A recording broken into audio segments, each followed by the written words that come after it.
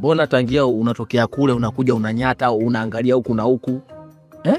Mimi ni mfanya biashara lakini natoka kwenye kampuni ya uza na nunua kwa bei rahisi company limited.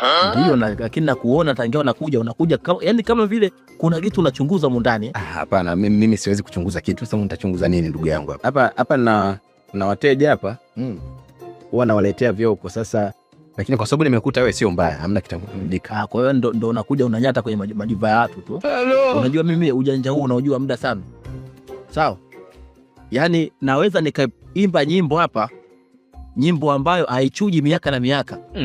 Mwezi watu wakaja hapa watakupiga. Sawa? Sio kwa sababu umevaa hivyo ndio niamini kama wewe sio mwizi. Ukiingia sehemu za watu anza kupiga hodi tangia mlangoni kule. Sawa? Mheshimiwa, mimi naomba radhi kama nimekuja. Sikujua kama ananyata, lakini ni style yangu labda utembea. Unajua sometimes jua limakuwa kali nimekuta unatembea ovyo ovyo.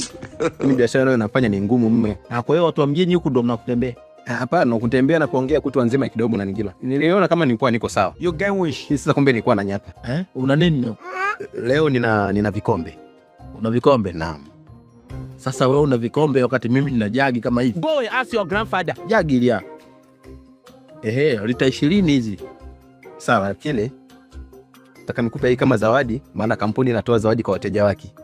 Hii itakusaidia maji nini. Lakini pia na hii itakusaidia chai, kahawa. Oh Jesus. Najua umezoea kwenye kahawa vile vikombe vidogo, lakini sasa hivi vikubwa vina tosheleza kabisa hivi. Ila vimetumiki. Vimetumika hivi. Vimetumika miaka 2 3, lakini ukiviona muda wote ni vipi, kwa sababu tuko nadhifu sana katika kuandaa bidhaa zetu hizi. Hivi kwenye kampuni yenu huko hamna miswaki used? I wonder. Miswaki tena? Anapotumia mpaka umejigawa hivi hamna? Miswaki itakuwa used. Miswaki hatuwezi kufanya. Sisi tutatumia watu. Kweli? Natumia mimi. Ngoja. Nitafikiri utanifikisha kwa sababu basi usinichekee usinzoe sana.